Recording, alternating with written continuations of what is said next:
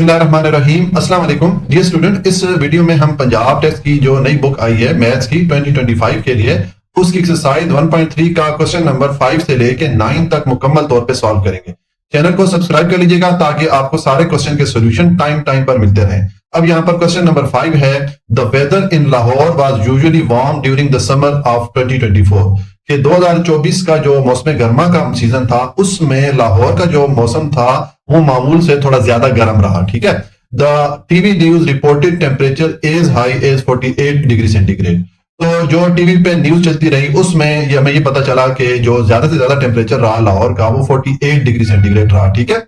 By using the formula, अब ये हमें एक फॉर्मूला दिया गया है जो कि सेल्सियस में अगर टेम्परेचर हो तो उसको फॉरेनहाइट में हम कन्वर्ट करने के लिए ये वाला फॉर्मूला यूज करते हैं। यहाँ पर ये जो हमें टेम्परेचर दिया गया ये सेल्सियस में, ठीक है, तो इसको फॉरेनहाइट में कन्वर्ट करने के लिए या फॉरेनहाइट में चेंज करने के लिए हम ये वाला फॉर्मूला यूज करते हैं। तो हमने ये फॉर्मूला यूज करना है, find the temperature as Fahrenheit scale. तो हमने इस टेम्परेचर को कन्वर्ट करना है फॉरेनहाइट स्केल में। ठीक है।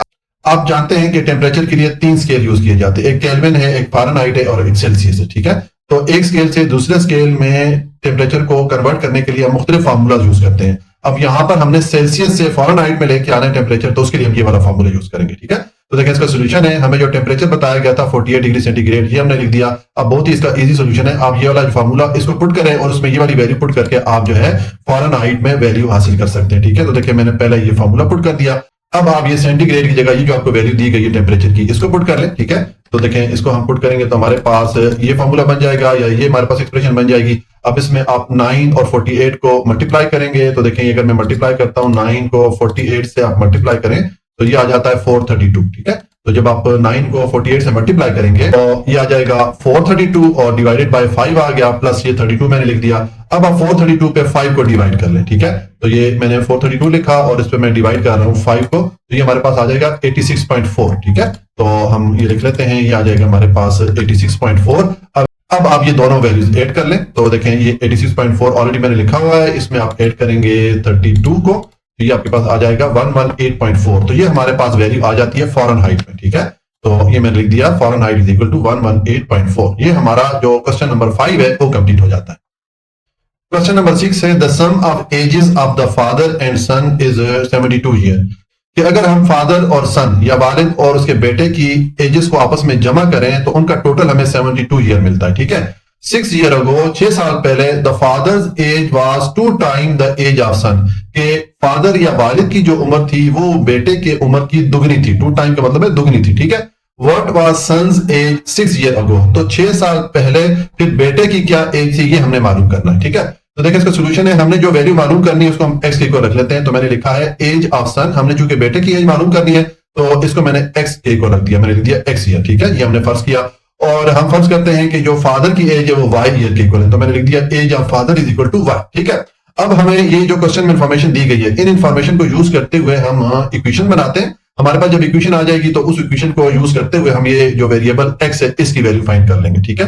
तो देखिए अब यहाँ पर पहली जो डिटेल है इसके मुताबिक अगर हम फादर और सन दोनों की एजेस को सम करें, दोनों को जमा करें तो हमें 72 मिलता है। ठीक है। तो इस चीज को अगर हम इक्वेशन की सूरत में लिखें तो मैंने लिख दिया अकॉर्डिंग टू द कंडीशन। ठीक है। कंडीशन क्या है कि दोनों की एजेस को आप ऐड करें तो आपको 72 मिलता है। तो देखिए मैंने x प्लस वाई कर दिया और ये इक्वल आता है 72 के। ये उन दोनों की जो मौजूदा उम्र हैं उनको जब हमने जमा किया तो हमें 72 मिलता है। ठीक है। ये हमने एक इक्वेशन बना ली, इसको मैंने नंबर 1 कर दिया। अब 6 साल पहले जो सिचुएशन थी उसके लिए भी हम इक्वेशन बना लेते हैं। तो देखें अब उसके लिए क्या 6 साल पहले क्या सूरत हाल थी कि फादर की जो एज थी वो सन की एज की 2 टाइम थी, यानी कि दुगनी थी। वालिद की एज बेटे की एज से दुगनी थी। ठीक है। तो अब इस चीज को अगर हम इक्वेशन की सूरत में लिखना चाहें तो देखें मैंने लिख दिया 6 ईयर अगो, 6 साल पहले। अब देखें 6 साल पहले तो हमने ये करना है कि इन दोनों की एजेस में से हमने 6 माइनस करना है क्योंकि हम 6 साल पहले की बात कर रहे हैं। ये उनकी मौजूदा एजेस हमने एक्स और वाई लिखी थी, तो फादर की एज मैंने लिखी और इसमें से मैंने 6 साल माइनस कर दिए। ठीक है। इसी तरह मैंने ये x माइनस 6 लिख दिया, यानी कि बेटे की एज में से भी मैंने 6 ईयर माइनस कर दिया। ठीक है।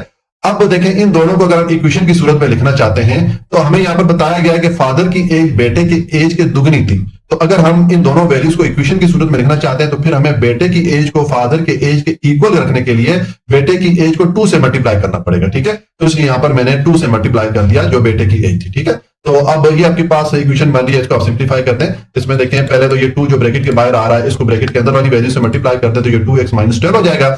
इसके बाद आप ये -6 है, इसको आप इक्वेशन की राइट साइड पे ले आए, ठीक है। तो राइट साइड पे जब ये आएगा तो यहाँ पर ये माइनस था, राइट साइड पे आएगा तो ये प्लस हो जाएगा, ठीक है।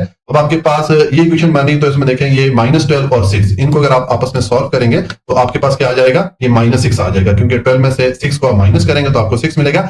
लेकिन साइन किसका आएगा, बड़ी वैल्यू का। 12 चूंकि 6 से बड़ा था और इसके साथ माइनस का साइन था, इसलिए यहाँ पर मैंने माइनस का साइन पुट कर दिया, ठीक है। तो ये हमारे पास हमने y की वैल्यू मालूम कर लिया, ठीक है। ये हमारे पास इक्वेशन 2 आ गई है। अब आपने ये जो y की वैल्यू आपके पास आई है इसको इक्वेशन नंबर 1 में पुट करें तो आपके पास x की वैल्यू आ जाएगी, यानी कि जो वैल्यू हम मालूम करना चाह रहे हैं एज ऑफ सन, वो वाली वैल्यू हमारे पास आ जाएगी, ठीक है। तो मैं यहां पर लिखूंगा put the value of y in equation 1, यानी कि इस इक्वेशन में पुट करें। तो पहले आप वो इक्वेशन लिखें, ये मैंने इक्वेशन 1 लिखी और उसके बाद इस y की जगह मैंने देखें इसकी जो वैल्यू थी 2x माइनस 6 इसको पुट कर दिया। अब आपके पास ये इक्वेशन बनी, इसको आप सिंप्लीफाई करते हैं तो देखिए ये x प्लस 2x ये हो जाएगा 3x, ठीक है। और साथ में ये -6 आ गया इज इक्वल टू 72 आ गया। अब ये -6 को हम इक्वेशन की दूसरी तरफ ले जाते हैं तो इक्वेशन की जब दूसरी तरफ जाएगा तो यहां पर ये 6 माइनस हो रहा है, दूसरी तरफ जाके ये प्लस हो जाएगा, ठीक है। तो ये 72 प्लस 6 हो गया, 72 और 6 को आप ऐड करेंगे तो ये 78 हो जाएगा, ठीक है। अब हमें चूंकि x की वैल्यू चाहिए तो हमने x को अकेला करना है, तो ये जो 3 आ रहा है x के साथ इसको भी इक्वेशन की दूसरी तरफ ले आए, यहाँ पर ये मल्टीप्लाई हो रहा है x के साथ, दूसरी तरफ आगे ये 78 पे डिवाइड हो जाएगा, तो आपके पास ये इक्वेशन बन जाएगी। अब 78 पे 3 डिवाइड हो सकता है, इसको आप डिवाइड करेंगे तो ये आ जाएगा 3 1 3 और 326 78 हो जाता है। तो आपके पास x की वैल्यू क्या आ गई, ये आ गई है 26/1, या आप इसको लिख सकते हैं x इज इक्वल टू 26। तो ये हमारे पास x की वैल्यू आ गई और x को हमने किसके इक्वल रखा था, ये देखेंगे आपको मैं दिखाता हूं मैं, हमने एज ऑफ सन यानी कि जो बेटे की एज थी उसके इक्वल रखा था। तो बेटे की जो मौजूदा उम्र है उसकी वैल्यू हमारे पास आ गई 26 साल, ठीक है। तो मैं यहां पर लिख लेता हूं कि सन्स करंट एज, जो मौजूदा एज है वो 26 साल है, ठीक है। तो फिर 6 साल पहले क्या एज होगी, हम इस 26 में से 6 को माइनस कर देंगे तो हमारे पास बेटे की जो 6 साल पहले की एज है वो आ जाएगी, ठीक है। तो यहां पर मैं लिख लेता हूं सन्स एज 6 ईयर अगो, 6 साल पहले हमने 26 में से 6 को माइनस कर दिया तो 20 ईयर आ जाएगी। तो ये हमारा सोल्यूशन आ जाता है क्वेश्चन नंबर 6 का। क्वेश्चन नंबर 7 है। अब इस क्वेश्चन में देखें यहाँ पर टाइपिंग मिस्टेक थी, ये सेल्स नहीं होना चाहिए था, यहाँ पर परचेजेस होना चाहिए था, ठीक है। तो मैंने लिखा है Mirha purchases a toy for ₹1520 के मिरहा ने एक खिलौना खरीदा 1520 रुपए में, ठीक है। जो कॉस्ट प्राइस थी इस खिलौने की वो 1520 रुपए थी। What will the selling price be to get a 15% profit. तो मिरहा अगर उस खिलौने को 15% प्रॉफिट के हिसाब से बेचे तो फिर उस खिलौने की जो सेलिंग प्राइस है वो हमने मालूम करनी है, ठीक है। तो देखें इसका सोल्यूशन है, कॉस्ट प्राइस खिलौने की क्या हमें बताई गई है 1520, ये मैंने लिख दी। अब मिरहा ने किस रेट पे या किस प्रॉफिट परसेंटेज पे उस खिलौने को बेचा 15% के हिसाब से। तो अब हम पहला स्टेप ये करते हैं कि ये जो मैं परसेंटेज में प्रॉफिट दिया गया है ये हम एक्चुअल अमाउंट कैलकुलेट कर लेते हैं कि प्रॉफिट की कितनी अमाउंट थी, ठीक है। वो जो अमाउंट हमारे पास आ जाएगी उसको हम इस कॉस्ट प्राइस में ऐड करेंगे तो हमारे पास उस खिलौने की जो सेलिंग प्राइस है वो आ जाएगी, ठीक हो गया। तो देखें पहले हम प्रॉफिट की जो अमाउंट है वो कैलकुलेट करते हैं। तो मैंने लिखा प्रॉफिट अमाउंट। अब देखें ये 15% का प्रॉफिट मिरहा ने कितनी अमाउंट पे लिया है 1520 पे, ठीक है। तो आप ये प्रॉफिट परसेंटेज इनटू जो कॉस्ट प्राइस है वो लिख लेंगे। अब ये मैंने प्रॉफिट की परसेंटेज है इसमें परसेंटेज का साइन रिमूव कर दिया, तो जब आप परसेंटेज का साइन रिमूव करते हैं तो फिर आप 100 से वैल्यू को डिवाइड कर लेते हैं, इसलिए मैंने इसको डिवाइडेड बाय 100 कर दिया, ठीक है। अब आपके पास ये वैल्यूज बन रही है तो इसमें ये 15 और 1520 इनको आपस में आप मल्टीप्लाई कर दें। तो हम मल्टीप्लाई करते हैं, आ जाएगा 15 इंटू 1520, ये हमारे पास आ जाएगा 22,800, ठीक है। तो जब अपने इसको मल्टीप्लाई किया ये में मिला 22,800। अब देखेंगे नीचे वाले 2 जीरो और ऊपर वाले 2 जीरो आपस में एक दूसरे को डिडक्ट कर सकते हैं, नीचे हमारे पास 228 वैल्यू रह जाएगी, यानी कि हमारे पास प्रॉफिट की अमाउंट आ गई है 228 रुपीज। तो अभी हमारे पास प्रॉफिट की अमाउंट भी आ गई है और कॉस्ट प्राइस भी है। तो अब हम फार्मूला पुट कर सकते हैं सेलिंग प्राइस मालूम करने के लिए। देखिए ये फार्मूला आपकी बुक में पुट हुआ है, मैंने लिखा profit is equal to selling price minus cost price, ठीक है। तो अब यहाँ पर प्रॉफिट और कॉस्ट प्राइस की वैल्यू आप पुट कर लें, ठीक है। प्रॉफिट की जगह मैंने पुट कर लिया 228 और ये सेलिंग प्राइस मालूम करनी है और कॉस्ट प्राइस की जगह मैंने 1520 पुट कर लिया। तो अब आप सेलिंग प्राइस को एक तरफ रखें और 1520 को दूसरी तरफ लेके जाएंगे तो दूसरी तरफ जाके 1520 प्लस हो जाएगा, यहाँ पर ये माइनस हो रहा था, दूसरी तरफ जाके ये 228 में प्लस हो जाएगा। तो 1520 और 228 को आप जब ऐड करेंगे तो ये आ जाएगा 1748, ये हमारे पास सेलिंग प्राइस आ जाती है, ठीक है। तो मैं इसको प्रॉपर तरीके से लिख लेता हूं, मैंने इसको लिख दिया selling price is equal to ₹1748। तो इस तरह ये हमारा आंसर आ जाता है क्वेश्चन नंबर 7 का। अब क्वेश्चन नंबर 8 है। अब ये क्वेश्चन जो है इसमें हमने टैक्स की कैलकुलेशन करनी है, ठीक है। टैक्स के बारे में ये question. The annual income of Tayyab is ₹9,60,000। तो अगर तैयब की जो सालाना आमदन है वो 9,60,000 रुपए हो, while the exempted amount is ₹1,30,000। तो इस रकम में से जिस अमाउंट पे टैक्स की छूट है वो है 1,30,000, ये एग्जेम्प्टेड अमाउंट है। अगर 1,30,000 से कम आमदन होगी तो उस पर कोई टैक्स नहीं होगा, लेकिन 1,30,000 से ऊपर जो भी इनकम होगी उस पे तैयब को टैक्स देना पड़ेगा, ठीक है। How much tax would he have to pay at the rate of 0.75%। तो अगर जो टैक्स पे करने का रेट है वो ये हो 0.75%, तो तैयब को कितना टैक्स देना पड़ेगा, ठीक है। तो देखिए इसका सोल्यूशन है, टोटल इनकम तैयब की कितनी थी सालाना, ये है ₹9,60,000, ये मैंने लिख दिया। और एग्जेम्प्टेड अमाउंट कितनी है, यानी कि वो रकम जिसपे की छूट है टैक्स की, वो है 1,30,000, ठीक है। तो हम ये टोटल इनकम में से ये वाली अमाउंट माइनस कर लेंगे, जो रिमेनिंग अमाउंट आएगी उस पे तैयब को इस रेट के हिसाब से टैक्स देना पड़ेगा, ठीक है। तो देखिए हम रिमेनिंग अमाउंट निकालते हैं, तो हम 9,60,000 में से 1,30,000 को माइनस करेंगे तो हमारे पास 8,30,000 आ जाएगा। ये वो अमाउंट है जिसपे के तैयब को टैक्स अदा करना है, और टैक्स का जो रेट है वो है 0.75%, ठीक है। तो पहले हम ये रेट लिख लेते हैं, मैंने लिख दिया rate of tax is equal to 0.75%। अब हम देखते हैं कि ये जो 0.75% है ये इस 8,30,000 का कितना बनता है, ठीक है। हम ये टैक्स की अमाउंट मालूम कर लेते हैं, तो मैंने लिख दिया tax amount is equal to, ये मैंने तैयब की वो वाली इनकम लिख दी जिसपे के तैयब ने टैक्स पे करना है, ठीक है, इनटू ये रेट है टैक्स का, ये मैंने लिख दिया। अब नेक्स्ट हमने ये करना है कि ये जो रेट के साथ परसेंट का साइन आ रहा है, ये परसेंटेज का साइन हम रिमूव कर लेते हैं। तो जब भी परसेंटेज का साइन रिमूव कर दिया जाता है तो हम जो वैल्यू होती है उसको 100 से डिवाइड कर लेते हैं। तो देखिए मैंने इसको 0.75 डिवाइडेड बाय 100 कर दिया। अब ये वाले दो जीरोस और 100 के दो जीरोस आपस में एक दूसरे को डिडक्ट कर सकते हैं, तो हम आपस में कैंसिल कर लेते हैं। पीछे हमारे पास क्या आ गया, 8300 इंटू 0.75, यहाँ पर 8300 ये मैंने लिख दिया, इंटू ये 75 मैंने लिख दिया। तो अब आप 8300 को मल्टीप्लाई करते हैं 0.75 के साथ, ठीक है। तो देखिए मैं मल्टीप्लाई करता हूं, ये आ जाएगा 8300 इंटू 0.75, मल्टीप्लाई करेंगे तो ये अमाउंट आ जाएगी आपके पास 6225, ठीक है। यानी कि ये वो टैक्स की अमाउंट है जो कि तैयब ने पे करनी है, ठीक है। मैंने लिख दिया ₹6,225। ये हमारा क्वेश्चन नंबर 8 कंप्लीट हो जाता है।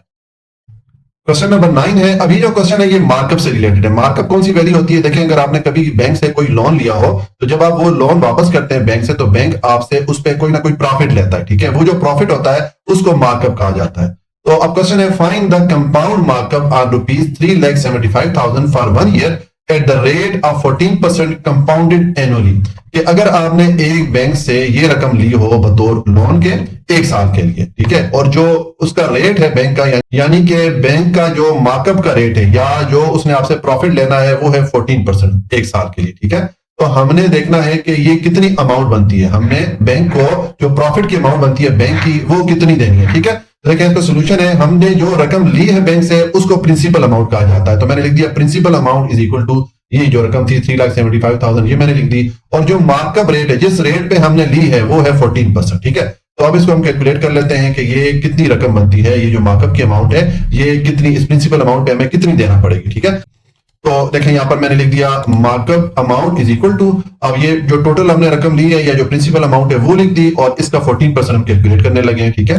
अब नेक्स्ट स्टेप में आप ये जो 14 के साथ परसेंट का साइन आ रहा है इसको रिमूव कर दें। तो जब ये परसेंटेज का साइन रिमूव करते हैं तो आप वैल्यू को 100 से डिवाइड कर लेते हैं, ठीक है। अब ये वाले दो जीरो और ये वाले दो जीरो आपस में एक दूसरे को डिडक्ट कर लेंगे। पीछे आपके पास ये रह गया 3750 इंटू 14। अब ये वाली वैल्यू नीचे लिख दें और अब आप इनको मल्टीप्लाई कर दें।